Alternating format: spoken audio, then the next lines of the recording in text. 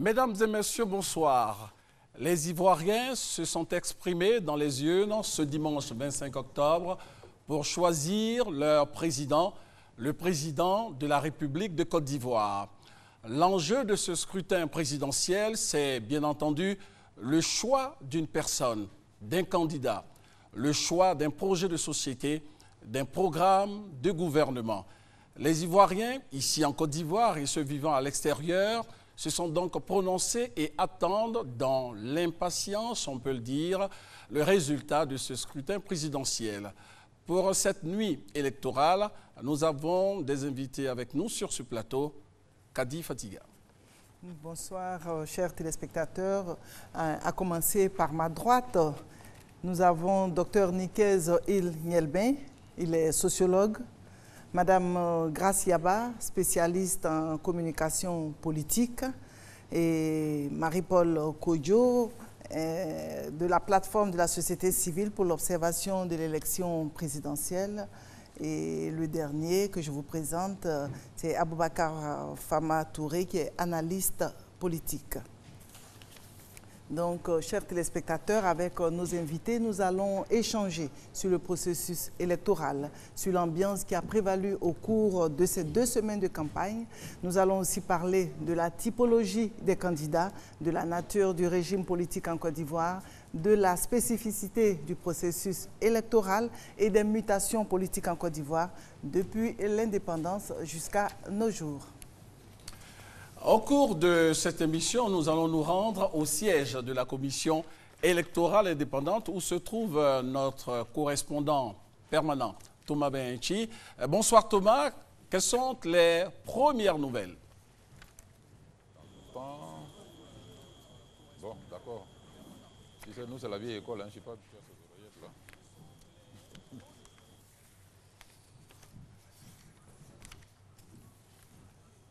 Alors, Thomas n'est pas encore prêt. Alors, au cours de cette émission, nous allons utiliser ce téléprompteur. Alors, nous allons demander à Ouattara Lanciné du service multimédia. C'est une innovation voulue par la direction générale de la RTI. Alors, qu'est-ce qu'on peut savoir sur cette innovation?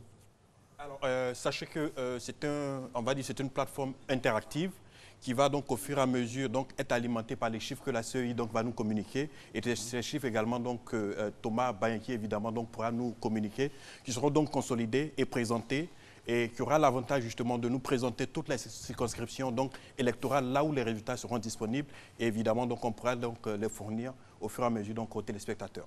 Alors l'avantage? Alors, l'avantage, on va dire que c'est une plateforme interactive qui permet évidemment d'avoir les résultats consolidés et vérifiés par la CEI. Et nous, on se fera le plaisir, bien sûr, de consolider ces chiffres et au fur et à mesure permettre de donner aux téléspectateurs les chiffres. Et bien sûr, on a la possibilité de voir par circonscription électorale, même par bureau de vote, un certain nombre d'informations qui permettent de pousser, on va dire, l'analyse des chiffres, des données, des taux, etc., pour que, évidemment, chacun puisse faire son commentaire. Et je crois que sur ce plateau, vous permettre également de faire un certain nombre de commentaires. Absolument. Donc, en attendant que la CEI nous donne des chiffres, oui, pour le commentaire, donc nous allons parler avec nos invités quand même. Vous avez voté ce matin.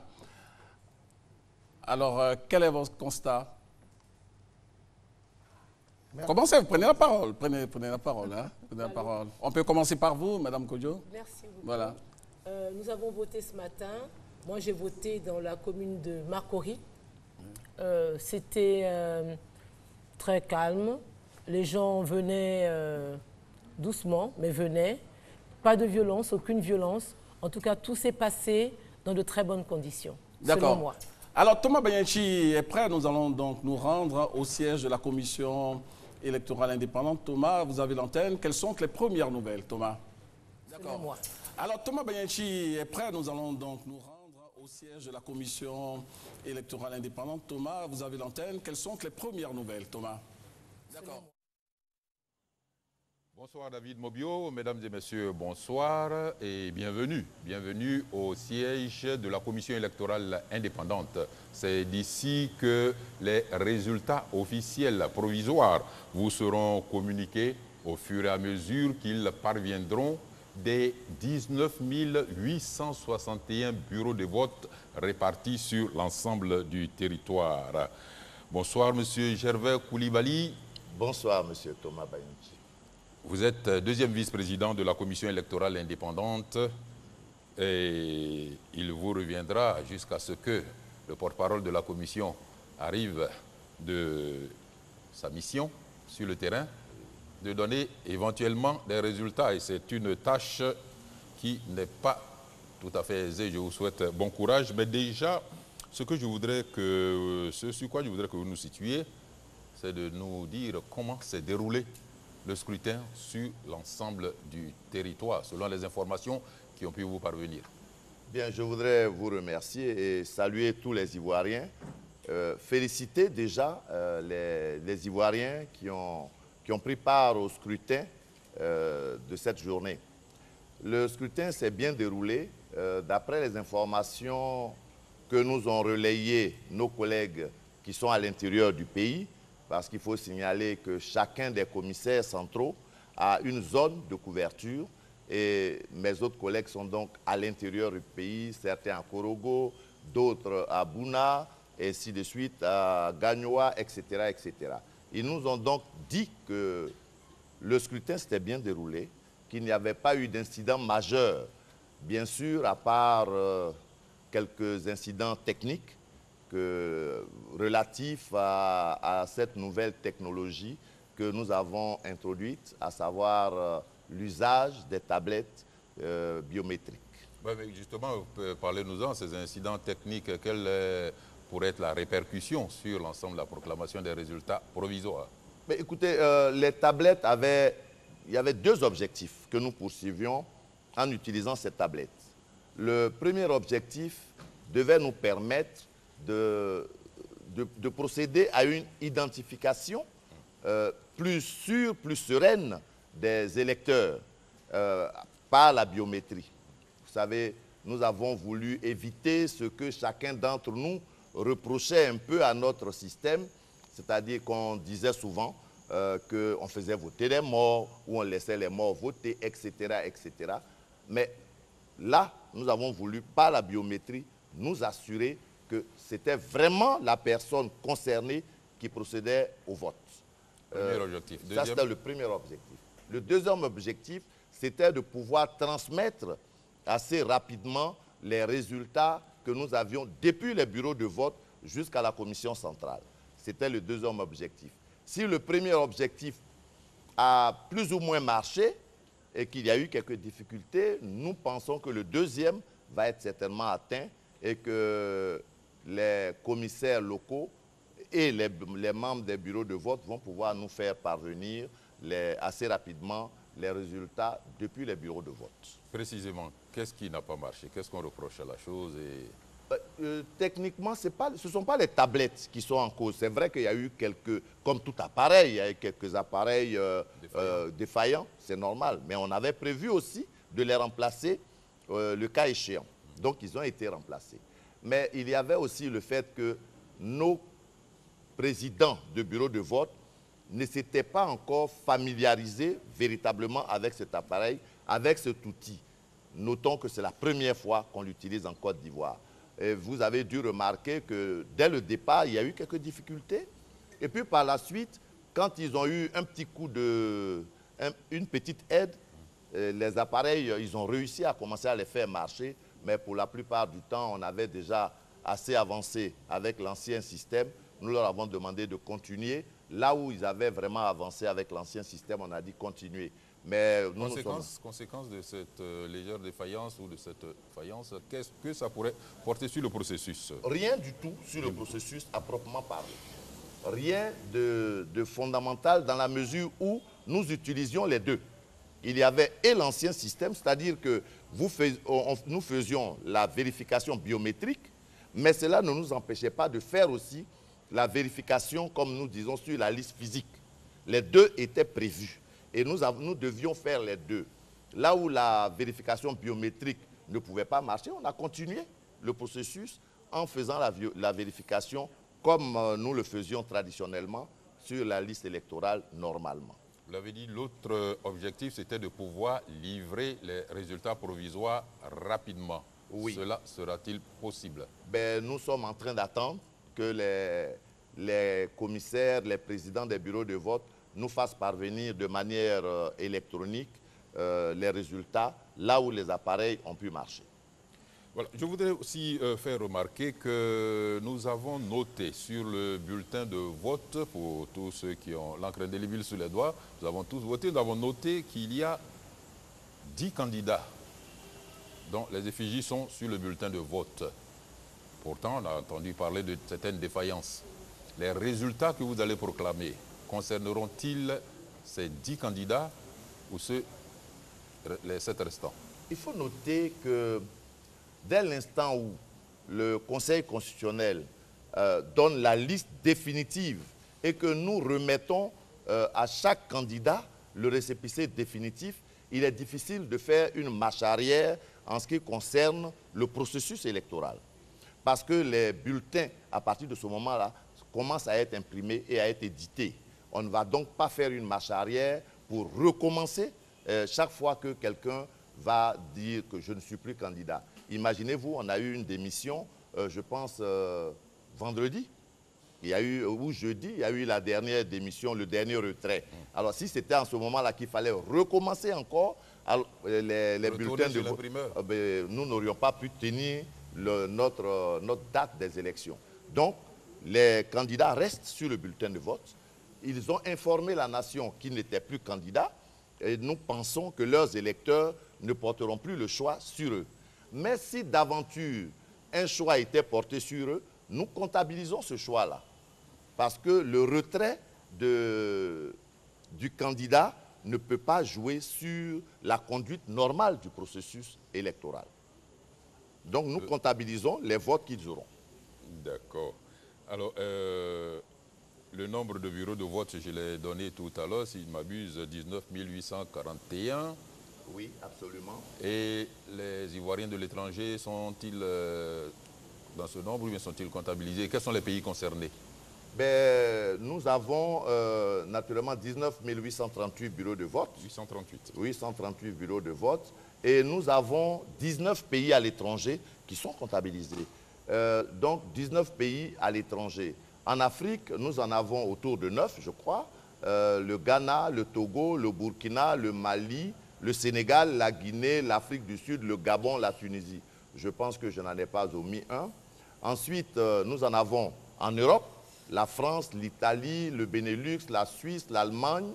Je pense aussi que je n'en ai pas oublié. Et puis, nous avons en Amérique les États-Unis et le Canada. Donc, vous voyez, j'espère avoir cité les 19. Sinon, sachez qu'il y en a 19 à l'étranger. Alors, de manière globale, on va essayer de cadrer un peu ce qui se fait ici à la Commission électorale indépendante. L'on parle de résultats officiels, mais provisoires. Pourquoi provisoires? Parce que les résultats définitifs ne sont pas donnés par la Commission électorale indépendante. Selon la loi, les résultats définitifs sont proclamés par le Conseil constitutionnel après un certain nombre de vérifications que le Conseil constitutionnel doit faire. C'est lui qui valide et qui prononce pour deux types de résultats.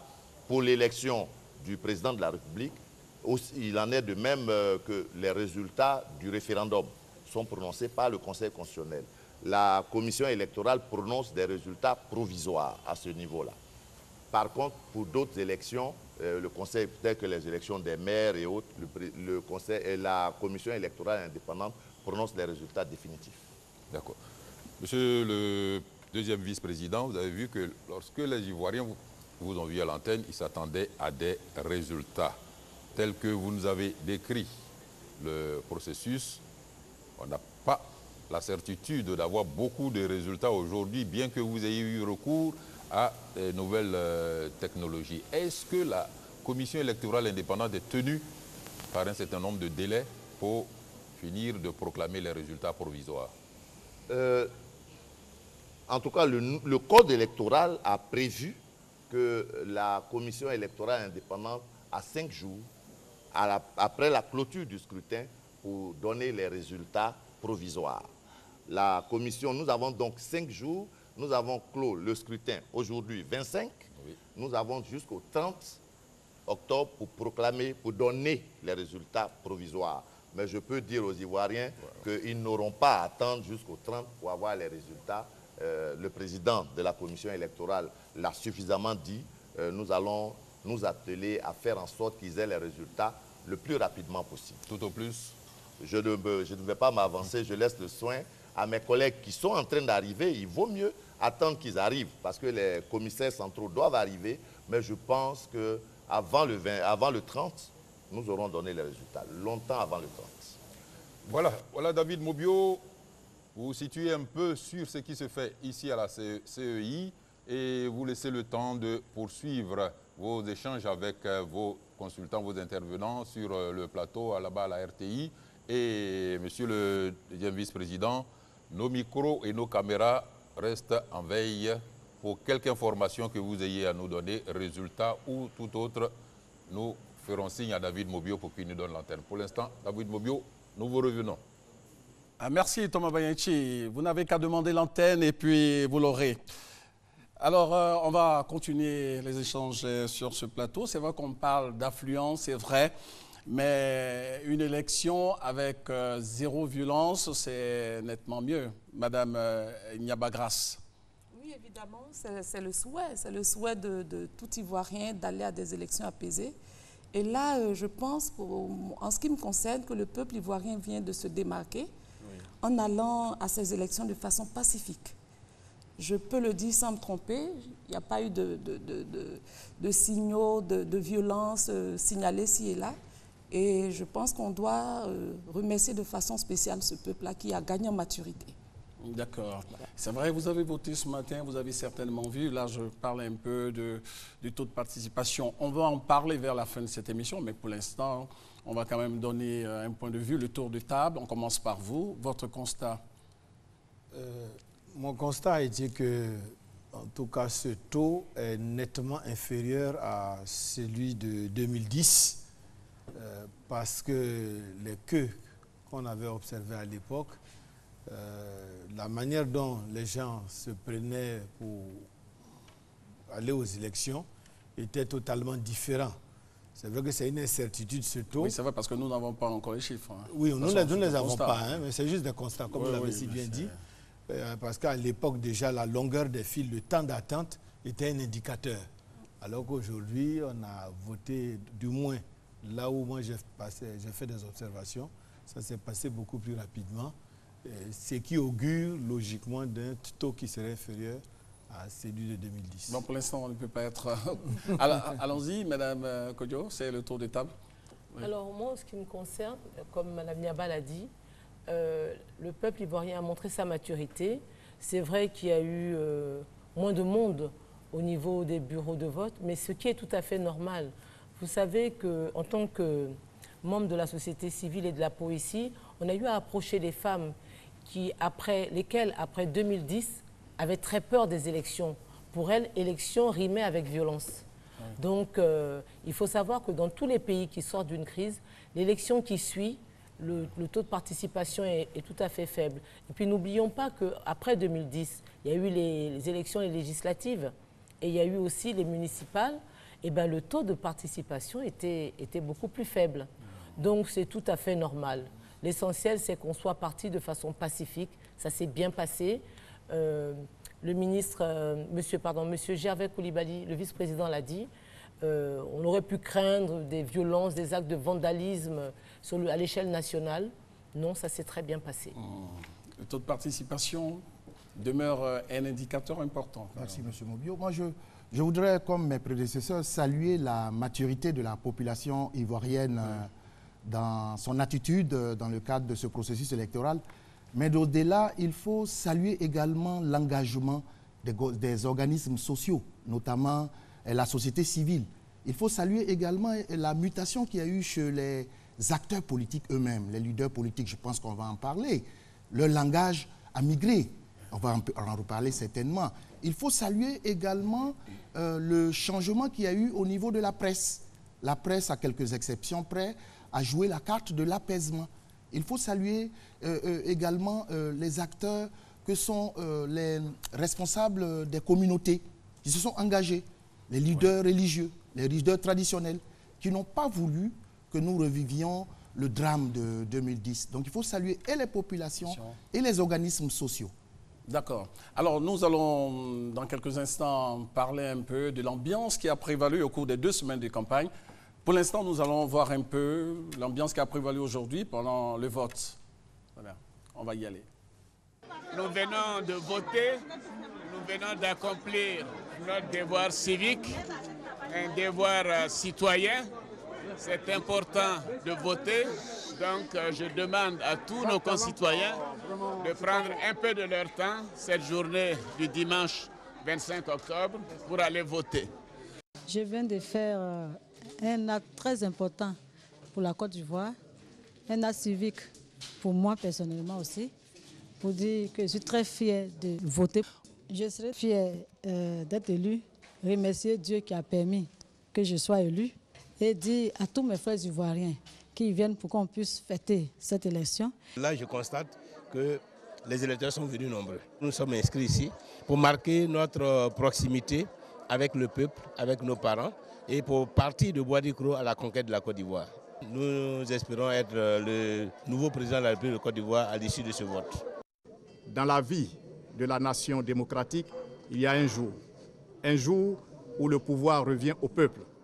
Ce jour-là, pendant au moins l'espace de 24 heures, le pouvoir est momentanément retiré des mains du président en exercice pour le distribuer à chaque électeur. La Côte d'Ivoire se réconcilie véritablement.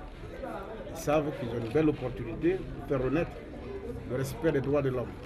La Côte d'Ivoire, eh bien, je vous le promets, aussitôt que nous aurons proclamé ma victoire, je vais ressusciter ce pays, exactement comme vous pouvez la vouloir. Je viens d'accomplir l'acte le plus extraordinaire que la démocratie puisse accorder aux citoyens.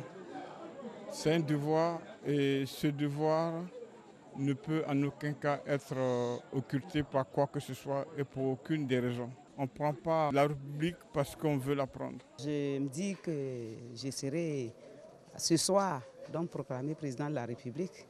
C'est pour cette raison que j'ai décidé d'être candidate. Depuis longtemps, moi je vote au village. Et c'est au même endroit depuis que je fais la politique.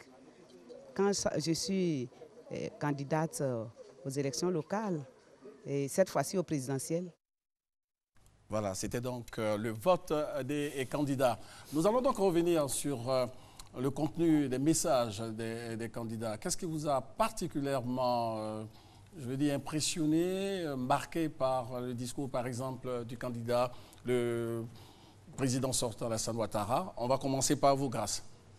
Alors,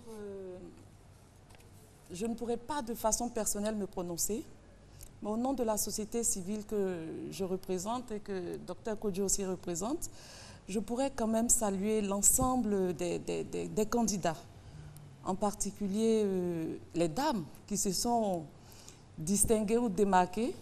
Enfin, les appréciations seront notées après.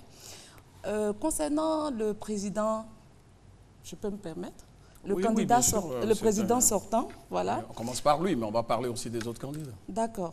Je dirais que c'est lui qui a donné ce ton d'apaisement. Oui.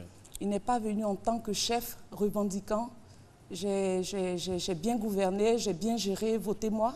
Mais il a laissé chaque Ivoirien décider du choix qu'il veut faire, de l'orientation qu'il veut donner à son pays.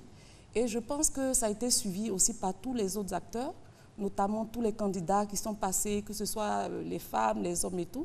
On a vu à tout moment qu'on avait plutôt un discours pacifique, apaisé, avec pour seule intention, pour seul but, la recherche du bien-être de l'Ivoirien. Et évidemment, avec l'Ivoirien et pour l'Ivoirien. C'est ce qui m'a marqué. C'est surtout la recherche du bien-être de l'Ivoirien, pour l'Ivoirien, avec l'Ivoirien. OK. Et Mme Kodjo, est-ce que vous pensez que les candidats, est-ce que vous avez le sentiment que les candidats ont pris en compte un peu les préoccupations des femmes, surtout? Oui, cette fois-ci, un peu. J'ai le sentiment que tous les candidats qui parlaient de leur programme mettaient au cœur de leur programme les femmes.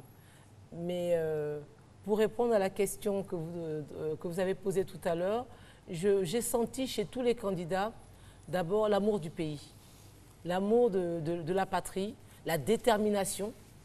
Même les femmes ont prouvé, elles le disent, elles sont sûres d'elles. Demain, je serai certainement, je serai la présidente de la Côte d'Ivoire. Et c'était le bon ton. Je n'ai pas senti, en général, d'animosité, d'insultes. Je pense que tout le monde avait tout le monde avait envie de bien faire, de se montrer sous son meilleur profil, si je peux me permettre. Voilà. Oui, non, je voulais dire, M. Mobio, que tout en saluant le ton apaisé, général, de la plupart des candidats, il faut gager qu'à la proclamation des résultats définitifs, nous ne tombions dans le cycle des contestations parce qu'on ne peut pas ignorer que les élections sont la plus grosse des maladies en Afrique.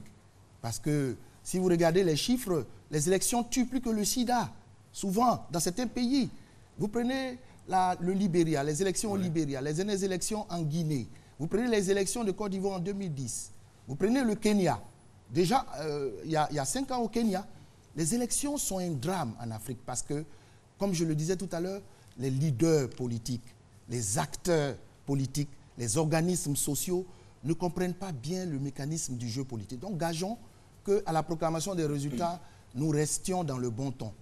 Pour revenir à votre question concernant le message du président sortant, son Excellence, M. Alassane Ouattara, il faut dire qu'il a eu un ton apaisé. Un ton apaisé. Il a eu un message où il entendait que ces élections soient des élections participatives. Même si nous, en tant qu'analyste politique, on n'a pas retrouvé le tranchant, le langage tranchant du candidat de 2010 avec un message smart, avec des points précis. On va revenir là-dessus certainement. Continuez avec les autres candidats, je veux dire. Voilà. Quand vous prenez le candidat Kakabe, lui aussi a joué le jeu de l'apaisement. Il a joué le jeu de l'apaisement. Là où certains candidats se sont retirés au début du processus, au milieu du processus, vers la fin du début du processus, on en reparle là, la nécessité de réglementer la question du retrait devient impérieuse. On ne peut pas se retirer d'un processus où le Conseil constitutionnel a donné un arrêt. Non, on vous demande de parler d'un regard sur le contenu des messages. Prenons le message du candidat KKS. Lui également a été très apaisé, mais il faut féliciter surtout les deux candidates. Les deux candidates, elles ont eu les messages les plus apaisés. Également, saluer, on craignait le message qu'on craignait le plus en tant qu'analyste politique, c'était le message de M. Afin Guessan, de l'opposition, du FPI. Hein. Il a eu une attitude salutaire, républicaine et citoyenne. Il faut la saluer également. Voici ce que je voulais dire en filigrane. Moi, je voulais dire que c'est vrai, une attitude républicaine, mais ils ont joué le jeu politique. Monsieur Afin Guessan lançait des pics en tant qu'opposition, mais c'était de bonne guerre. C'était de bonne guerre. Donc, et les femmes ont prouvé aussi qu'elles n'étaient pas chacune à tenter de présenter son programme. Chacune est passée, je crois, à l'émission Face aux électeurs. Donc, a eu à répondre à des questions sur le plan d'économie, sociale. Bon, elles se sont quand même battues. Elles ont prouvé qu'elles étaient bien décidées à aller jusqu'au bout. Et elles sont parties jusqu'au bout. Mais je note aussi, surtout, la différence, parce qu'on a des candidats qui sont quand même connus, qui ont connu certains candidats. Hein. Je vois trois différences, trois groupes. Les candidats connus qui sont au niveau de l'exécutif. Il y a les candidats qui sont moins connus, ou pas connus du tout, qu'on connaît maintenant. Les femmes, c'est le troisième groupe. Et le quatrième groupe, je parlerai du dernier, qui n'a pas eu des fonctions au niveau de l'exécutif, mais qui est connu pour son rôle dans un parti politique. Je veux parler du dernier qu'on vient de voir. Et tout ce melting pot, ça donne quelque chose d'assez intéressant. Ce que moi je voulais dire, c'est qu'au niveau des messages, je pense qu'effectivement, comme ils l'ont dit, c'était des messages responsables. Pour nous, sociologues, ce sont des messages adultes, mais c'est aussi des messages que nous appelons un peu ceux de la commedia dell'arte. Parce que je pense que face à des caméras, le jour où vous allez voter, on fait un effort pour se présenter sous son meilleur jour, comme disait Mme Kodio tout à l'heure. Mais symboliquement aussi, cela ressort un peu les personnalités de chaque candidat. C'est-à-dire que si vous prenez le président de la République, il a gouverné, il sollicite un second mandat, il a tout intérêt à se montrer le plus, je dirais, responsable, le plus capable et le plus zen possible. Ceux qui ne sont pas aussi connus ont intérêt, dans leur démarche, dans leur présentation aussi, à faire en sorte qu'on ait une bonne image d'eux.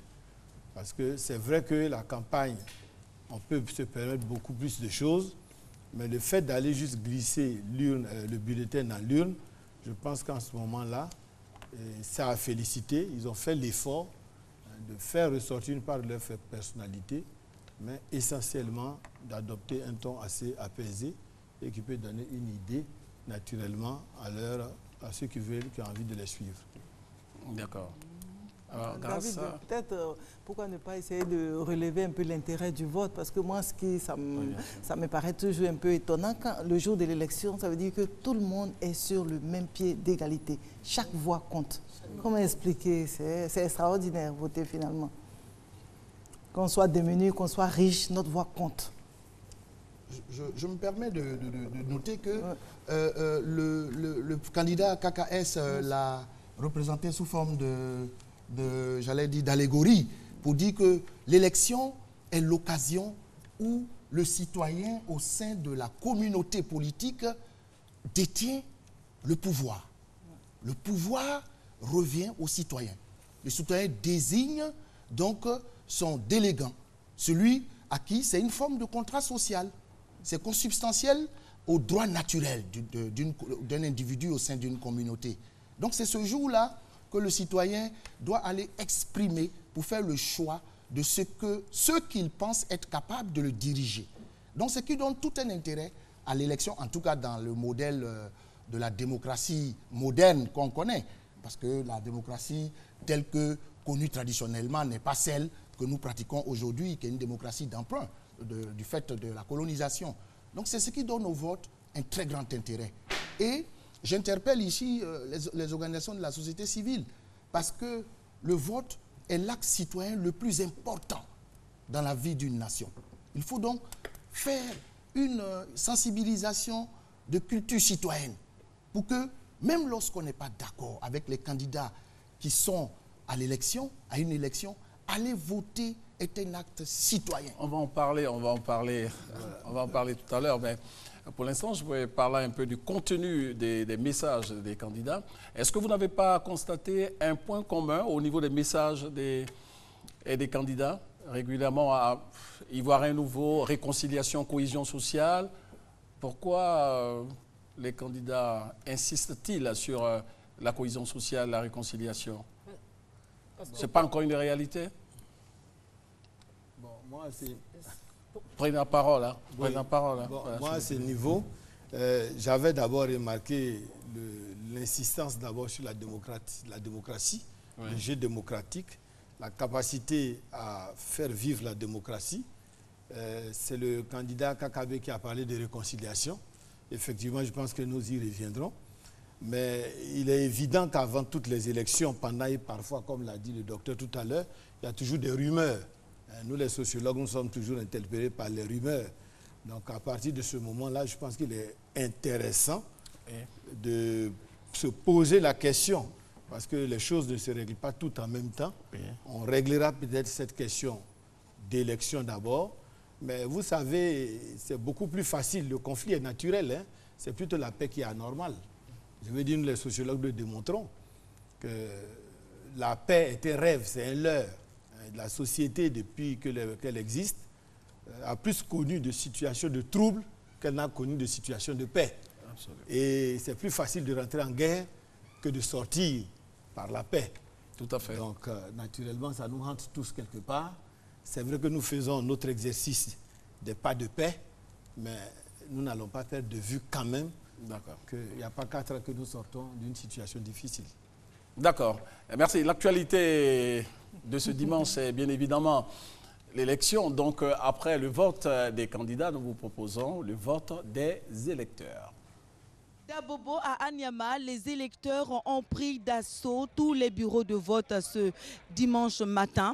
Malgré le grand retard accusé dans les bureaux de vote visités dans les communes d'Abobo, les électeurs ont attendu patiemment le début des opérations, signe d'un intérêt particulier pour cette élection présidentielle.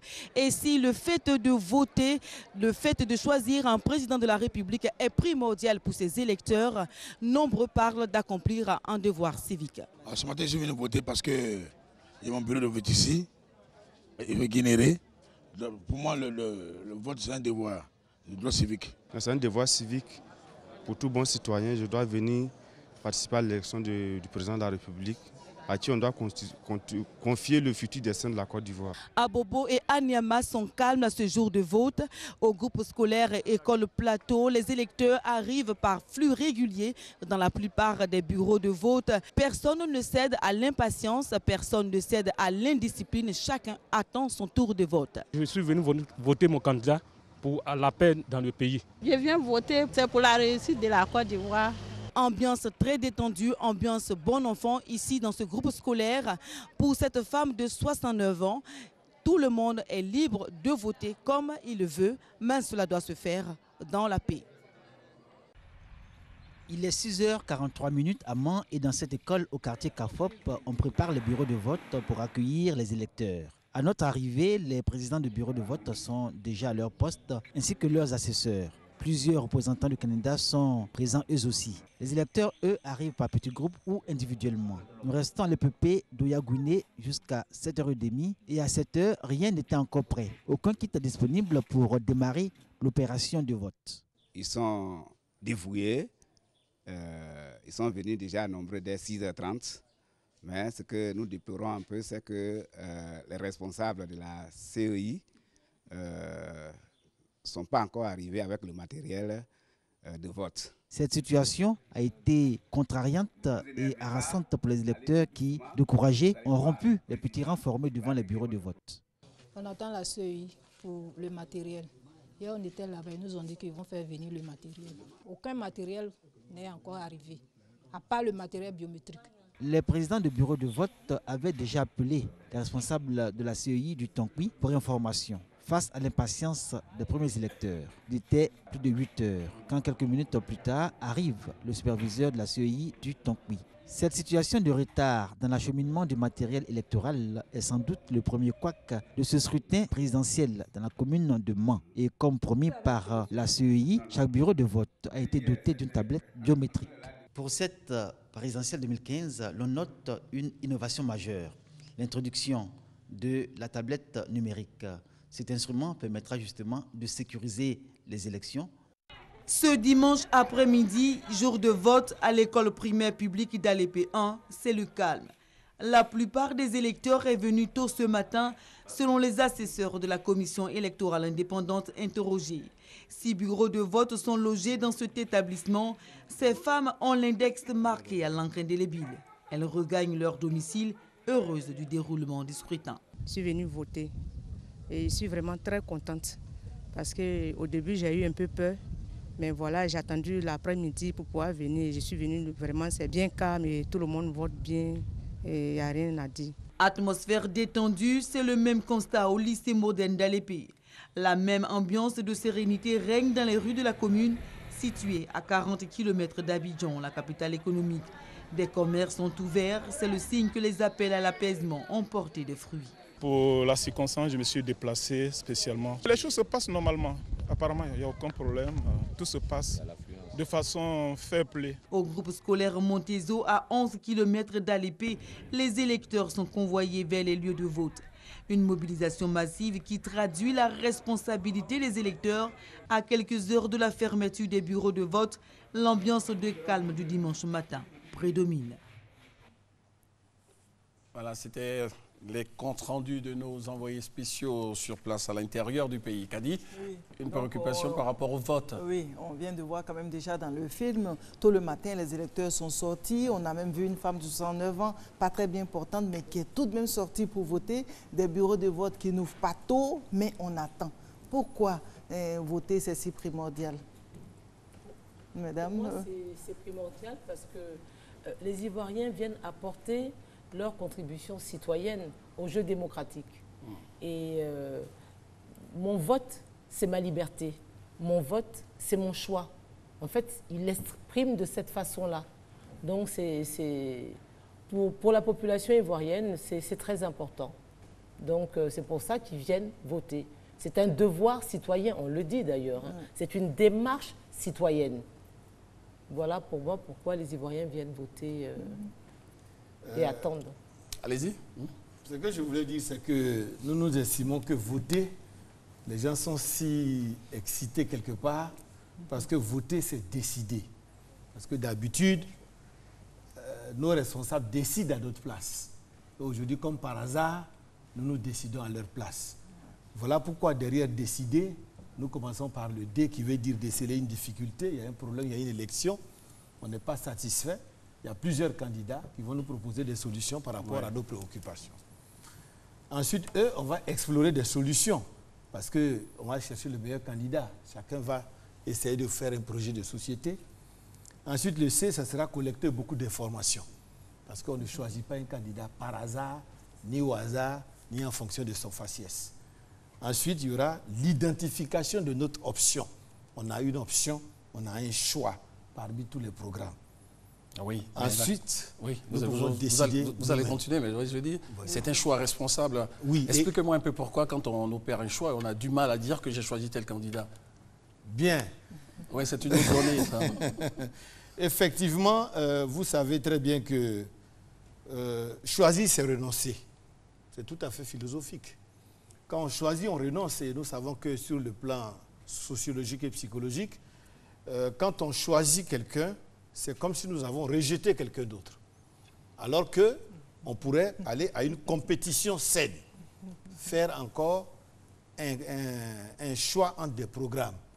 Donc nous ne sommes pas, je ne pense pas, puisque quelqu'un l'a dit, la démocratie est un emprunt culturel occidental, où chez eux, ils assument pleinement les choix, même s'ils continuent de garder le vote secret. C'est pour ça que d'ailleurs, chez eux, dès qu'ils sortent des urnes... tout simplement que c'est le meilleur programme, oui, le meilleur projet de société. Mais vous avez raison. Oui. Pour moi, ce serait le meilleur projet de société.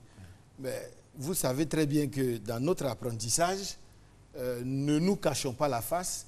En Afrique, le vote est d'abord assimilable au culte à la personnalité. Vraiment, si nous allons très rapidement, nous pourrons dire qu'aujourd'hui, si vous dites RDR, ça rime avec Alassane Ouattara. Si vous dites PDCI, ça rime avec le président Henri Konan Bédié. Si vous dites FPI, ça rime avec le président Bago Laurent. De telle sorte qu'on n'est pas encore sorti de cette ère du culte de la personnalité au programme. On va rester longtemps dans ça. Bon, nous espérons que nous n'allons pas rester longtemps dans cela. C'était juste... Donc, il nous restait le D. Voilà, allez-y. Oui, le D, c'est de décider soi-même du choix d'un candidat. Ce qui est important, c'est pour ça que nous sommes dans l'urne, c'est pour ça que nous sommes dans l'isoloir. Tout à fait. Voilà, nous nous imposons aux candidats, alors que d'habitude, ils s'imposent à nous. Et puis, il y a aussi l'évaluation de notre choix. Est-ce que le candidat que nous avons choisi, ou bien celui qui a remporté, avait promis de réaliser un certain nombre de choses? Est-ce qu'il a tenu ses promesses? Et ensuite, le R est difficile parce que c'est reconduire l'élu exemplaire ou rejeter. Et c'est pour ça que je parlais de ça que je parlais tout à l'heure. Celui qui n'a pas tenu ses promesses. Donc tout choix est un renoncement. Donc quelque part, c'est à la fois excitant et c'est à la fois tendancieux. Kadi, je peux continuer? Oui. Le vote est-il obligatoire? Oui, que dit la loi? Chez nous, en Côte d'Ivoire, nous avons cherché dans le code électoral, nous avons cherché dans la Constitution, rien n'oblige un citoyen, le jour du vote, à aller voter.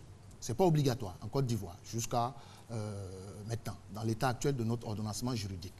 Mais dans certains pays, le vote est obligatoire. Ne pas aller voter est une infraction.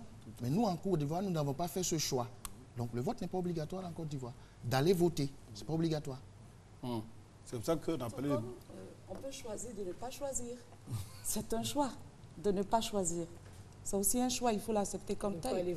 Mais ce que je voulais savoir, c'est votre point de vue par rapport à le fait que ce ne soit pas une obligation. Oui, absolument. Il faudrait que le votre point citoyen de ait vue, le choix de ne pas choisir. Ah non, c'est son droit. Ah non, tout à l'heure, je m'excuse auprès de Mme Yaba. Tout à l'heure, je n'ai fait que donner l'état de l'ordonnancement juridique en Côte d'Ivoire. J'avais compris. Mais je voudrais noter que mon point de vue est que historiquement, sociologiquement, étymologiquement, pour moi, le vote est l'acte citoyen sacré. C'est l'acte par lequel l'individu transmet son appartenance à la communauté politique. Pour moi, on devrait rendre le vote obligatoire. Quitte à aller et à s'abstenir, c'est-à-dire à s'abstenir. Pour moi, aller aux élections, aller dans les urnes devrait être obligatoire. Donc, dans le cadre de la réforme, je crois que le candidat, le président sortant a parlé rapidement lors d'une inauguration ou d'une campagne de réforme constitutionnelle. Je pense qu'il faut qu'il y ait une réforme du code électoral. Il faut que le candidat élu, que ce soit le président sortant ou un autre candidat, rende le vote obligatoire. Monsieur Fama, si le vote doit être obligatoire, ça veut dire que même dans l'urne aussi, il faut qu'il y ait, je ne sais pas, quelqu'un pour surveiller, pour voter, parce qu'il ne faut pas s'abstenir. Non, madame. Non, c'est pas ça. C'est pas ça. Rendre le vote obligatoire, c'est que c'est obligatoire d'aller voter. Oui, quitte à ne même pas choisir. Si vous ne choisissez pas, vous avez quand même... Vous savez que dans les résultats qu'on va nous donner, que la CEI va nous donner, il aura des bulletins nuls. Il aura même des bulletins qui seront annulés parce que la personne a mis 2 croix ou 3 croix. Mais le vote doit être obligatoire. Docteur Niquez. Oui, moi je suis sur ce plan. Je suis sociologue, je suis psychologue, donc je suis humaniste. Et quand on parle de liberté, l'exercice même de la liberté, c'est de choisir de ne pas choisir, de choisir de ne même pas se déplacer. Aujourd'hui, mondialement, tous les politiciens sont décrédibilisés. On assiste beaucoup plus à des associations sur les réseaux sociaux, on assiste beaucoup plus à des collectifs pour dire son point de vue. Et il est tout à fait, et vous verrez dans la plupart des pays, sont confrontés à ces problèmes d'abstention. Parce qu'il y a une totale décrédibilisation de la sphère politique. De telle sorte que je pense que de plus en plus, tous les pays aujourd'hui qui ont rendu le vote obligatoire sont plutôt en voie de ringardisation. Ah bon? Parce que, oui, puisque de plus en plus, les jeunes arrivent à s'organiser sur les réseaux sociaux, à faire passer leurs idées, à contraindre. Parce que si vous voulez la démocratie, il y a 3 pouvoirs. Non, mais là, il s'agit du choix du président de la République. Oui, mais nous sinon, les messages partagés à travers les réseaux sociaux. Mais on trouve toujours que c'est un langage policé. Parce qu'il y a le bon ton politique, puisqu'on veut être élu. Donc les préoccupations, les vraies questions de la population ne sont pas toujours mises en avant. Quel est le point de vue de la plateforme de la société civile? Moi, je dirais que, et je l'ai dit tout à l'heure, j'ai dit, mon vote, ma liberté, mon vote, mon choix. Donc, je ne suis pas tout à fait d'accord avec mon ami et frère Touré. J'estime que c'est notre liberté. Si j'ai envie d'aller voter, de choisir mon candidat, j'y vais. Comme l'a dit Mme Yaba, ne pas y aller, ça peut être aussi mon choix. Ça peut vouloir dire aussi quelque chose. Donc, on laisse la liberté aux citoyens d'aller voter ou pas. Ne pas voter ne veut pas dire qu'on ne veut pas dire qu'on ne dit rien. Vous comprenez ce que je veux dire? Peut-être c'est une autre façon de dire. C'est une autre façon de dire quelque chose. C'est une autre façon de dire ce qu'on n'a pas la force de dire. Ne pas voter. Parce que l'abstention parle plus que le vote. Moi, je dirais que parler de voter, oui, mais c'est la régularité des processus électoraux qui vont amener doucement la démocratie. C'est cette régularité, leur transparence, leur intégrité. Mais obliger les gens à aller voter, pour moi, c'est antidémocratique. M. Mobio, je vois que vous voulez réagir là. Je voudrais quand même que ce soit clarifié. Quand je dis qu'il faut rendre le vote obligatoire, je saisis bien l'analyse du psychologue et du sociologue, du docteur Nielbin. Mais quand il parle d'abstention, M. Mobio, comment vous obtenez l'abstention? Comment on calcule l'abstention? Parce que si les gens ne vont pas voter, comment vous calculez l'abstention? On ne peut pas calculer d'abstention quand personne n'est allé voter. Bon, je pourrais vous... Oui, je vais revenir là, docteur, tout à l'heure. Mais moi, je dis qu'il a parlé des réseaux sociaux. Mais bon, il faut saluer les mutations de la société civile, de la jeunesse, l'évolution des NTIC, il faut saluer. Mais il est de la nature humaine que partout où les hommes sont, il faut réglementer leurs comportements. Sinon, on tombe dans une forme d'anarchisme qui ne dit pas son nom. Ce serait une forme de négation des valeurs qu'on a librement choisies. En ce moment, il faudrait rendre le vote facultatif, soit dans la Constitution ou dans la loi. Non, mais là, ça va être encore plus compliqué. Ce qui ne serait pas bon. Oui, bien sûr. Ce qui ne serait pas bon. Je commençais à avoir peur. Parce que ce serait porter atteinte à une valeur fondamentale. Madame docteur l'a dit, le vote est l'expression même de la liberté. Absolument. Le vote est l'expression de la liberté. Je vais m'arrêter là. Bien. Moi, je voulais juste apporter une nuance à cela. Ce n'est pas que nous faisons de l'apologie de l'abstention. Mais si vous prenez tous les grands pays du monde, les politiciens sont toujours plus sensibles à l'abstention. Parce que, du coup, c'est une sanction d'un langage politique que le peuple ne comprend pas. C'est ce que nous appelons l'aliénation. C'est-à-dire que le peuple a l'impression d'avoir ses propres problèmes, d'avoir donné mandat à certains pour régler ces problèmes-là, et eux se préoccupent d'autres choses. Donc le fait de s'abstenir interpelle. C'est ça. C'est l'abstention, interpellation. C'est de ce point de vue que c'est l'exercice de la liberté.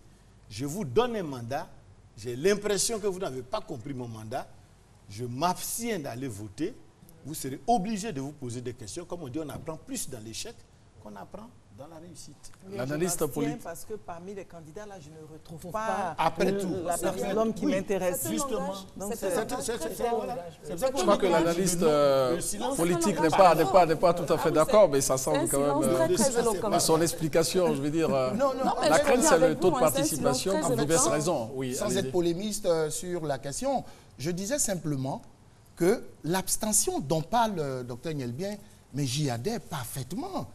Mais je dis que l'abstention s'exprime dans les urnes. Voilà, il faut se déplacer, il faut y aller dans les urnes. Vous pouvez faire un vote sanction par abstention en vous rendant dans les urnes. C'est ce que je dis. Je suis d'accord. Il est plus doux, mais il est plus fort lorsqu'on n'y va pas. Alors, on ne comprend pas pourquoi. C'est un message fort, mais très, très éloquent. C'est un silence éloquent. Alors, je pense qu'il faudrait aussi qu'on l'intègre, ou du moins, pour abonder dans votre sens, qu'on y réfléchisse. Oui. Qu'on y réfléchisse, c'est un message fort.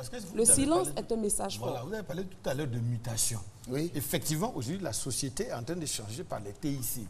Oui. À savoir que les gens préfèrent plus s'organiser sur les réseaux sociaux pour faire savoir... Merci, madame. Plutôt que d'attendre un vote pour s'abstenir. On va poursuivre. On va poursuivre le débat. Bon, je ne parle pas du débat, mais on va poursuivre les échanges, s'il vous plaît. On va poursuivre les échanges. Pour l'instant, on va encore regarder le bloc 3 du vote des électeurs. Dimanche 25 octobre, les Ivoiriens sont appelés au vote. Plus de 6 millions d'électeurs sont attendus aux urnes pour choisir celui qui tiendra pendant ces 5 prochaines années les rênes de la Côte d'Ivoire. Dans les différents bureaux de vote que nous avons sillonnés depuis ce matin, ils étaient nombreux ces Ivoiriens qui sont sortis malgré la pluie qui s'est abattue sur la capitale économique ivoirienne pour voter. Ici au lycée moderne de Angré, les choses ont bon train, quoiqu'il y a eu énormément de mécontentement ce matin. Les bureaux de vote n'ont pas ouvert avant 8h30, 9h. C'est déplorable. C'est-à-dire qu'il faut que l'Ivoirien commence à être le bon Ivoirien, le bon citoyen. On dit on démarre le vote à 7h, il est 8h10. On attend, il n'y a personne. C'est déplorable. Mais on habite Cocody, on a fini la messe, donc on vient accomplir notre devoir de citoyen. Là, il n'y a personne. Il y a un problème au niveau de l'organisation. Mais on va devoir revenir.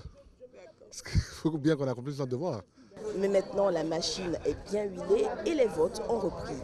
Vraiment, je suis arrivée à 7h. Je suis contente de voter à 9h. Je suis contente de si j'ai fait mon choix, de voter mon candidat. Le vote est un devoir civique et la RTI met un dispositif assez important en place pour que vous puissiez vivre de chez vous tout comme si vous y étiez. Katiula, dans la région du Hambol, plus de 32 000 électeurs sont attendus. Les 97 lieux de vote fonctionnent correctement. La commission électorale indépendante CEI locale est à la tâche. Pour accomplir son devoir citoyen, l'électeur se conforme aux instructions en vigueur. Nous constatons quand même qu'il y a une belle petite affluence, puis l'ambiance est assez calme quand même. Voilà, les gens sont patients, ils attendent que le tour arrive. Donc pour l'instant, il n'y a pas de remarques spéciales à faire. La discipline est donc démise. Du simple citoyen aux personnalités de la région, tous prennent part au scrutin présidentiel dans un climat apaisé. Si les résultats tombent, qu'on respecte le choix de chacun et que tout se passe bien dans la paix. À Katiula, la présence des hommes en tenue, issus des 34 000 forces de l'ordre et de sécurité, rassure davantage les différents représentants des candidats, les membres de la CEI locale et les électeurs. Électeurs visiblement heureux de faire leur choix tout en secret. Même si au soir de ce 25 octobre 2015, le dépouillement donnera raison à la majorité exprimée. Dimanche 25 octobre 2015 au petit matin à Bongouanou, le réveil n'a pas été timide. Raison évoquée, un devoir attend la population. C'est très important dans la vie d'un être humain, c'est très important. Puisque choisir son président pour le développement du pays, il faut le faire. Voilà. C'est pour venir voter pour élire mon président que je veux, mon président de mon choix. En effet, ce dimanche 25 octobre 2015 est un jour de vote. Les Ivoiriens doivent choisir leur président. À l'EPP Kangadissou, Djengue Sambenje, président du bureau de vote numéro 1, est en place. Il explique les dispositions pratiques à prendre avant l'ouverture des bureaux de vote. Comme nous avons des bulletins, et il y a 6 cases. Et il y a des stickers à placer sur les bulletins. Et donc nous tirons au sort pour que nous sachions que si nous avons tiré, par exemple, nous avons tiré le numéro 6, et lorsque nous allons fermer le scrutin et que nous allons faire le dépouillement, nous allons sortir les bulletins. S'il y a un bulletin qui porte un sticker qui n'est pas placé à l'endroit 6, c'est que ce bulletin ne vient pas de notre bureau. Ces électeurs à l'EPP Kangadissou viennent d'accomplir leur mission. Il faut que un pays vienne devenir la paix. C'est pour que nos enfants et nos petits-enfants puissent faire quelque chose pour leur vie. Parce que nous on a âgé, tout ça là, ça ne va pas passer devant nous.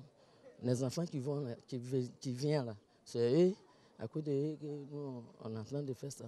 La présidente est finie de voter. C'est que moi, mon candidat sera président parce que je suis très content, très heureux. Il faut donner le courage à toute personne de venir voter comme moi aussi, à ce que leur candidat aussi doit passer. À Bongouanou, beaucoup d'électeurs ont pris d'assaut le chemin des bureaux de vote. Dabou, 11h, commission électorale indépendante des Grands Ponts. Des électeurs venus se plaindre. Comme Désiré Michel, leur nom ne figure pas sur la liste électorale, mais la CEI fera diligence. Elle s'est mariée après 2011, ça fait que sa carte n'était pas mise à jour. Donc la carte ici, là, le nom, c'est l'ancien nom de jeune fille qui est marqué là. Or, sur la carte, c'est le nom de mari qui figure. Donc, elle peut voter, mais sur le nom de jeune fille, donc pour elle. Après donc vérification, Désiré Michel peut enfin voter. Je ne devais pas voter là, j'étais paniquée. Maintenant, je suis très contente. Le vent me souffle bien même. Dans le département de Dabou, 64 427 électeurs étaient attendus dans les différents bureaux de vote ce dimanche. Ici à Rhodes, au bureau numéro 5, on a commencé avec un retard dû aux urnes, qui n'étaient pas encore vite arrivé depuis la CI, le siège de la CI. Mais il faut dire que l'affluence y est ici et tout se passe bien. Grand Laou, groupe scolaire Victor Nyagba Bohui, le plus grand centre avec 5 642 électeurs. Plusieurs sont déjà mobilisés. 30 minutes après l'ouverture des bureaux à 7 heures, les premières difficultés apparaissent. Je n'ai pas reçu ma carte d'électeur. Ma carte d'identité ne passe pas sur la machine. Or, mon nom est déjà inscrit sur la liste électorale. 10 heures, tout rentre dans l'ordre. Les appareils et les tablettes qui ont été mis à disposition pour les activations de la transmission ne marchent pas. Donc partout on m'appelle et je leur demande de faire la forme manuelle comme on le fait habituellement. Les électeurs retrouvent le sourire. Ils peuvent accomplir leur devoir civique. C'est un plaisir personnel. Et en plus de cela, je ne vais pas rester là à dire que bon, je ne veux pas telle personne qui est au pouvoir tant que je n'ai pas voté. Il faudrait que je vote pour que en fait, mon candidat soit président. Je suis heureux d'avoir accompli ce devoir-là. Cette élection va permettre à la Côte d'Ivoire véritablement de retrouver son unité, de poursuivre sa marche vers son développement. Le département de Grand Lao enregistre 28 432 électeurs, dont 10 279 pour la commune. Oui. Docteur Kodjo, des noms qui ne figurent pas sur la liste électorale, des bureaux de vote qui n'ouvrent pas tôt, un système biométrique qui a fonctionné difficilement. Dans ces cas-là, vous, société civile, que faites-vous? Alors, il faut déjà savoir que nous, société civile, depuis 2014, décembre 2014, nous avons décidé de nous mettre ensemble dans un cadre unitaire pour promouvoir justement une élection présidentielle crédible et transparente. Donc, nous avons créé ce qu'on appelle la POECI, qui est la plateforme des organisations de la société civile pour l'observation des élections. Et cette POECI-là est une organisation non partisane. Et cette POECI a décidé, avec l'appui technique du NDI, de mettre en œuvre ce qu'on appelle le PVT. C'est un système nouveau en Côte d'Ivoire et c'est le comptage rapide des votes. Comptage rapide des votes. Alors, c'est un système qui a déjà été organisé avec succès en Afrique. Le Nigeria, en 2015, l'a fait, ça s'est très bien passé. Le Ghana l'a fait, je crois, en 2012.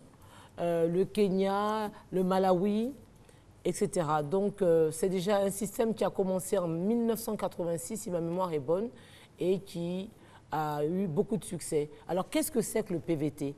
Alors, le PVT, c'est surtout une démarche d'observation citoyenne qui est basée sur les statistiques et qui utilise les TIC. Le mode d'emploi, je vais essayer de simplifier, c'est que nous avons mis, nous, POECI, 755 observateurs et observatrices dans 755 bureaux de vote. Tous des Ivoiriens? Tous des Ivoiriens. Et ces observatrices et observateurs sont des citoyens qui ont été rigoureusement choisis et formés. Alors le système PVT, c'est un système qui s'appuie sur un échantillon aléatoire représentatif des bureaux de vote. Et les bureaux de vote couvrent chacun les 14 districts et les 107 départements de Côte d'Ivoire.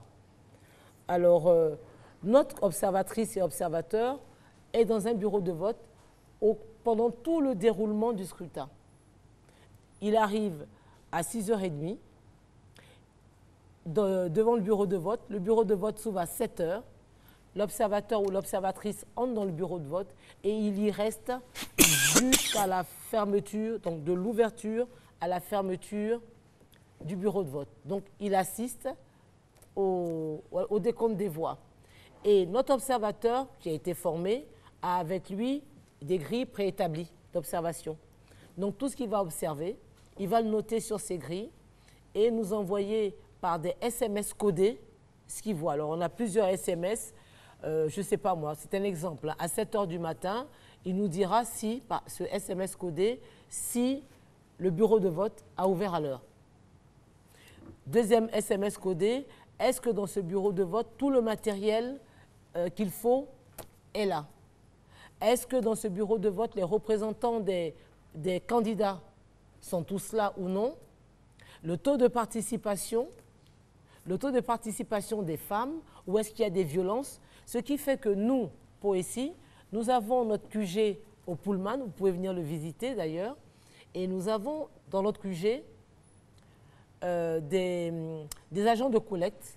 Quand les SMS arrivent dans notre plateau technologique, il arrive directement dans notre QG. Les agents de collecte vont donc collecter cette base de ces informations et des statisticiens et informaticiens professionnels vont les traiter en temps réel. Donc s'il y a un problème, nous nous tournons vers l'organe de gestion des élections qui est la commission électorale indépendante.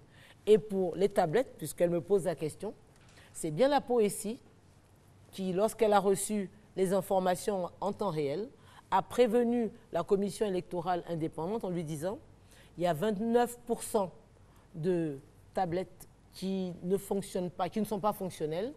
Qu'est-ce qu'on fait? Automatiquement, la CEI a réagi en demandant à ses agents d'utiliser la méthode traditionnelle. Vous voyez? Donc, c'est ce que fait la POECI. Et il faut savoir que le PVT, c'est en quelque sorte un instrument de transparence qui doit pouvoir rassurer la communauté d'électeurs et d'électrices, pouvoir rassurer les candidats eux-mêmes. Parce que, qu'on se souvienne qu'en 2010... Par contre, certains pensent que ce n'est pas du tout fiable quand même. Il y a eu des réactions par les technologies électorales, tout. Il y a eu des réactions parce que peut-être que les gens n'avaient pas bien compris. Mais il faut savoir que la POECI ne s'est pas levée comme ça pour dire « allez, on fait un PVT ». C'est une méthode qui a déjà été utilisée dans certains pays d'Afrique avec succès. Je vous ai dit au Nigeria, au Ghana, au Kenya, en Zambie, vous voyez, même en Tunisie. Avec le PVT, on peut dire que vous aurez les résultats avant la CEI. Nous, la POECI, ne nous occupons pas des résultats. C'est du ressort de la CEI. Mais nous aurons les tendances. Déjà, nous aurons des tendances. Madame, est-ce que vous ne pensez pas que par rapport à ce dont nous venons ce que nous venons de connaître dans le pays, est-ce que dans l'inconscient populaire, faire des essais, faire des nouveautés, ça ne pourrait pas paraître suspect par certains, même si ça a été testé ailleurs? C'est vrai que ces inquiétudes ont été exprimées déjà quand même. Oui. Mais je vais répondre qu'est-ce qui s'est passé? En 2010, ça s'est bien passé le scrutin. La preuve, au deuxième tour, nous étions à plus de 82% de taux de participation. C'est l'acceptation des résultats qui a posé problème en 2010. Et nous, on n'a pas la prétention de certifier ces élections. Mais ce qu'on dit, c'est que la méthode PVT, qui est une démarche d'observation, qui est une méthode fiable, elle est même, je dirais même, sophistiquée. Je ne vais pas prendre du temps à tout expliquer, mais c'est basé sur des statistiques. C'est une démarche scientifique. Et nous sommes en train de communiquer beaucoup là-dessus pour que la population se l'approprie. Je vous ai dit que la population avait peur des élections, qui rimaient avec violence. Les candidats eux-mêmes se méfient de tout, même de leur ombre. Donc, il faut bien quelque chose qui va leur faire comprendre que nous, je vous ai dit, POECI, on est non partisans. On est à équidistance des partis politiques. Et Madame Niama, qu'est-ce qui a manqué dans la compréhension de cette méthode-là, vous qui êtes analyste politique? Il aurait fallu peut-être une sensibilisation sur une longue période, peut-être aussi, parce que les gens comprennent quand même. Oui. Justement, je voulais dire quelque chose à ce niveau. En 2003, moi, j'ai travaillé avec Télé 3 Sud sur cette notion de sondage. Et après, on m'a appelé Non, je vous arrête, excusez-moi, parce que ce n'est pas un sondage. Non, c'était simplement pour vous dire que excusez-moi, le docteur, changement à la dent dure. C'est vrai. Voilà pourquoi la notion de sensibilisation, même si vous avez quelque chose de propre, de net, mais si les gens n'ont pas exprimé le besoin, ils ont du mal à l'accepter. Oui, mais je vous comprends, mais souvent les gens confondent le PVT avec un sondage. Ce n'est pas un sondage. C'est une science vraiment exacte. Et je tiens à dire aussi, le plus du PVT, c'est qu'en plus de la participation citoyenne, de la vérification de la liste électorale, elle permet aussi de façon indépendante de dégager les tendances conformément à la volonté des électrices et des électeurs. Je pense que c'est avec le temps. Il faut bien commencer un jour. Oui, nous sommes d'accord. Nous avons la POECI a été d'ailleurs la seule plateforme à être accréditée pour l'observation de la révision de la liste électorale. Donc nous avons fait cette observation. Suite à cette observation, nous venons d'être accrédités encore pour l'observation du scrutin. Avant que la CEI ne l'accepte, il a bien fallu faire des démonstrations à la CEI. Bien sûr. Vous voyez, qui aurait pu se méfier en se disant, bon, est-ce que... Ça veut dire que les tendances, vous allez les partager avec la CEI? Nous allons les partager avec la CEI, bien évidemment, et nous allons les partager avec la population. Déjà, dès que nous avons fini de faire l'observation de la liste pendant, je crois, 6 semaines, de juin en juillet, nous avons fait une déclaration où nous avons partagé les résultats de notre observation. Donc, de plus en plus, nous allons parler du PVT. Et ce serait très bien que les Ivoiriens commencent à s'habituer et à domestiquer, à se l'approprier. Parce que ça a très bien, excusez-moi de vous interrompre, ça s'est très bien passé au Nigeria. Absolument. Ça s'est très bien passé au Nigeria. Et je pense, sans militer autant pour le PVT, mais je pense qu'il faut quand même qu'on aille sur d'autres expérimentations. Parce qu'aujourd'hui, voilà, le seul truc, c'est qu'il faut qu'on se l'approprie. Oui, c'est vrai que c'est un bon système, mais est-ce qu'il est arrivé quand même dans certains pays où le PVT et puis les résultats, par exemple, d'une autre commission électorale sont en déphasage? Quand les résultats, les tendances PVT, du PVT et les résultats de la CENI ou CENI sont en déphasage, c'est qu'il y a eu fraude. C'est qu'il y a eu fraude. Mais dans ces cas-là, qu'est-ce qui s'est passé? Dans ces cas-là, la structure qui a organisé le PVT va se tourner vers la structure qui organise les élections pour lui dire nous allons annoncer que nous ne sommes pas d'accord. Parce qu'en général, c'est un pourcentage acceptable de 2%. Vous voyez? Et le NDI, qui est donc la structure qui nous a formés là-dessus, est à peu près 200 PVT qu'elle a organisés de par le monde. Donc c'est quand même quelque chose de maîtrisé. Oui, c'est quelque chose de maîtrisé avec plus de 30 ans d'expérience. Non, le NDI, madame, moi je n'ai pas de problème avec, puisque moi-même je suis consultant NDI.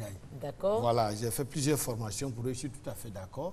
Mais ce que je veux dire, c'est comme s'il y a un préalable. C'est-à-dire que quand on parle de mode de désignation, il y a tout ce qui est nouveau, tout ce qui est expérimentation. Avant que les gens ne se l'approprient, il y a un phénomène de doute. Et je veux dire qu'aujourd'hui, tout ce qui est élection, les statistiques ne sont pas encore quelque chose. Le scientifique, vous avez raison, de parler des sciences. Docteur, excusez-moi, moi je voulais quand même... Oui, allez-y rapidement, je voulais dire qu'on donne qu'il ne faut pas avoir peur de l'innovation. C'est ça. Il ne faut pas avoir peur de l'innovation. Nos sociétés sont en mutation. C'est d'ailleurs, docteur, vous l'avez noté tout à l'heure, les NTIC partout dans les foyers. C'est ça. Nous, on a vu la télévision à 5 ans. Nos enfants voient la télévision à 1 an aujourd'hui. Ils ont des tablettes, des cellulaires. Docteur, c'est un outil qui a 2 avantages, tel que madame l'explique. Cet outil a l'avantage de faire participer les clients finaux de la proposition politique, que sont les élections, c'est-à-dire les citoyens. Elle a l'avantage d'utiliser les NTIC au service de la transparence. Ce qui peut faire peur. Mais tout le monde est d'accord. Le problème, c'est un problème de communication. Voilà, les populations n'ont pas été suffisamment sensibilisées. C'est tout. Sinon, on voit le bien fondé là-bas. Voilà, donc c'est pour cela que j'ai voulu que Mme Niaba nous explique. Juste lui dire, quand un PVT commence, à qui s'adresse-t-il d'abord? Qui devons-nous convaincre pour pouvoir organiser un PVT, selon vous? Moi, selon moi, ce serait d'abord la population. Ah bon? Oui. Et? Parce que nous, le changement, enfin, moi, je suis un spécialiste du changement. Nous pensons que le changement doit d'abord commencer par les bénéficiaires. Parce que si vous commencez par le sommet, les bénéficiaires auront toujours tendance à penser qu'on a quelque chose à mais justement, nous nous sommes adressés aux bénéficiaires.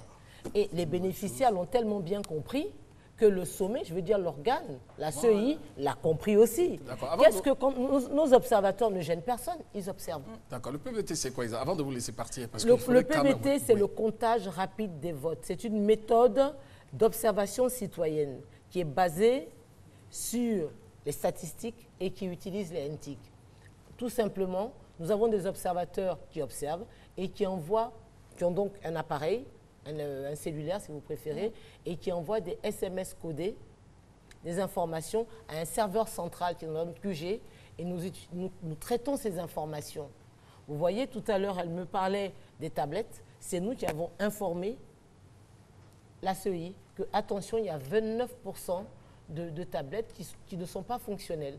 Automatiquement, pour ne pas arrêter le processus, la CEI a réagi. Je pense que c'est un travail gagnant-gagnant. Donc en temps réel, vous avez des informations. Alors, Madame Marie-Paul, on voudrait, au nom de la Direction Générale de la RTI, vous dire merci pour votre collaboration parce que Vous allez partir tout à l'heure et nous allons recevoir Mme Mariam Gabala de la société civile également. Mais avant de vous laisser partir, je vous invite à regarder aussi ce vote des électeurs. La pluie qui s'est abattue sur le district d'Abidjan ce dimanche n'a pas empêché les électeurs de la commune d'Adjamé et d'Atekoubé de sortir pour aller élire leur nouveau président. Prévu pour démarrer à 7 h, un retard est accusé dans les bureaux de vote visités. Depuis 6h30, nous sommes là, jusqu'à 7 h où on espérait que l'opération allait commencer. Rien n'y fut. La pluie donc n'a pas découragé les uns et les autres. Nous sommes restés. On a même dû encourager les autres électeurs à pouvoir rester sur place. Il est 9h15 maintenant. Jusque-là, l'opération de vote n'a pas commencé. Je suis là, présent ce matin, sous la pluie, venu accomplir mon devoir. Mais pour le moment, on attend, on est patient, rien n'a été fait pour le moment. Une situation que tente de justifier responsables du bureau de vote et observateurs. Les acteurs ont pour rôle d'accompagner le président du bureau de vote. Voilà, il y a le premier secrétaire et le deuxième secrétaire qui ne sont pas là. Et aussi, les représentants des partis politiques ne sont pas encore là. On est en place, comme vous le constatez. Tous les documents sont en place. Les électeurs sont là. On attend que le commissaire de la seuil locale. Au foyer féminin d'Atekoubé, l'on a démarré depuis 7h30. Les électeurs accomplissent leur devoir civique. Tout est en droit de voter. Si vous ne décidez pas, les gens vont décider à votre place. Dans cette optique-là, il suffit. Selon les responsables du bureau de vote, tout se déroule normalement. Ça se passe paisiblement, dans la tranquillité et dans la douceur. Il n'y a pas d'étapage. Pour cette élection présidentielle, ce sont plus de 6 millions d'Ivoiriens qui se rendront aux urnes pour élire le futur président de la Côte d'Ivoire. 6h10 au siège de la commission électorale indépendante locale de Tengrela. On s'active pour le dépôt du matériel électoral dans les bureaux de vote de la ville. Pour ce dimanche 25 octobre 2015, le marché, les boutiques et magasins sont restés fermés dans la ville de Tengrela. À l'origine de cette situation, l'élection du président de la République. Au groupe scolaire centre de la ville, tous attendent l'ouverture des bureaux de vote pour accomplir cet acte civique et citoyen. 7h00, les premiers bulletins de vote sont mis dans les urnes. Nombreux sont les cadres qui ont effectué le déplacement pour choisir le futur président de la Côte d'Ivoire. Les Ivoiriens du Nord, surtout les Ivoiriens du département de Tengrela, le département aux trois côtés maliens, la pointe de la Côte d'Ivoire, tout le monde est sorti comme un seul homme pour venir voter. Voter pour la paix, voter pour la cohésion nationale, voter pour l'émergence. En venant au village ici, nous rassurons nos parents et nous leur permettons d'avoir confiance et cela nous donne l'occasion de leur expliquer l'importance du vote. C'est dans le calme et la discipline que les populations en rang ont voté. Des plus invalides aux plus valides, tous sont sortis pour élire celui qui va gérer les destinées de la Côte d'Ivoire 5 prochaines années. Nous sommes à Dabakala, commune située à environ 124 km de Bouaké. Ici, l'engouement est réel autour du scrutin présidentiel de ce 25 octobre 2015. Déjà, avant ce matin, plus de 39 000 sur 47 000 cartes d'électeurs au total, soit 84,66% ont été retirées par leurs détenteurs dans tout le département de Dabakala. Un élan donné par les cadres et élus de la localité. Acte qui démontre ainsi un bel exemple d'union, de fraternité et de citoyenneté. Cela à travers l'expression de la démocratie, le vote. Vous voyez, tout se passe dans le calme, la mobilisation est forte ici à Dabakala. J'ai été très tôt pour Si à Dabakala, la population participe à l'élection présidentielle avec sérénité, la société civile en est pour beaucoup. Depuis l'annonce des élections, nous avons sillonné tous les villages, tous les hameaux, tous les chefs du village, tous les chefs du canton, pour sensibiliser les jeunes par rapport au calme pendant les élections. Pas de problème, ni rien. Presque moi-même, j'ai tourné dans presque tous les bureaux de vote déjà, de Dabakala ville. Puisque moi-même, je suis le chef des cantons de Dabakala. Il faut que moi-même, je vote pour prouver à ma population que vote, c'est pour tous les Ivoiriens. C'est pas palable. Comme vous constatez sur ces images, ce 25 octobre 2015, jour pour choisir le futur président de la République de Côte d'Ivoire, le scrutin se déroule dans un climat apaisé. Chez les Djemini, Djamala.